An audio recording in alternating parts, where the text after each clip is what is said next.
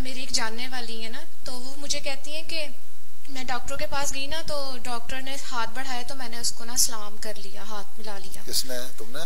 नहीं नहीं, वहाँ पर एक आंटी है हमारी जमात में। आंटी ने कर लिया। अच्छा। तो मैंने उनको कहा कि आंटी के हाथ मिलाना तो मना है, भले डॉक्टर है भले कोई भी है। तो कहती है नहीं नहीं, उसके दिल में ना बुराई थी ना मेरे दिल में, तो हाथ मिलाने से कुछ नहीं होता। अच्छा, तो गलत कहती हैं वो। ये कहाँ लिखा हुआ है कि बुराई नहीं है?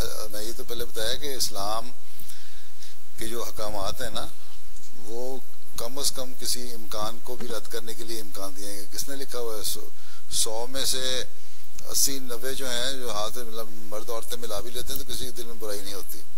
लेकिन फिर भी अल्लाह ताला ने मना फरमाया।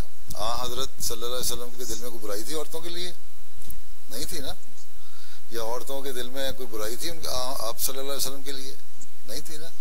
बैत के कई वाक़यात ऐसे आते हैं, बैत के लिए औरतों ने कहा हाथ बढ़ाया और आपने कहा हमारी बैत ले लें। आपने कहा हम औरतों से हाथ नहीं मिला, औरतों का हाथ मिला के बैत नहीं लेते।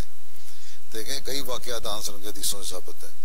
जब हज़रत सल्लल्लाहु अलैहि वसल्लम ने से ये साबित है, बैत जो बिल्कुल एक पाकीज़ा ज़रिया तरीक़ेकार है, और फिर हज़रत सल्लल्लाहु अलैहि वसल्लम का मुकाम, उसके बावजूद आपने फरमाया कि मैं औरतों से हाथ नहीं मिलाता। तो फिर बाकी बुराई शराई क्या रहे? ये सब बहाने हैं। इस मुआशरे में आके लोग डर जाते हैं, ठीक है, बजाय इसके कि अपनी तालीम बताएं और अपना ईमान मजबूत हो। उनके माहौल में ढलने की वजह से ये बुज़दिली है, ठीक है। वो जो एंटीज आपकी थी ना, खाला मामी चाची जो भी थी, जो भी थी जमात की, जो बुजुर्ग भी थी ना, अगर तो इंतहाई बुज़दिल औरत थी।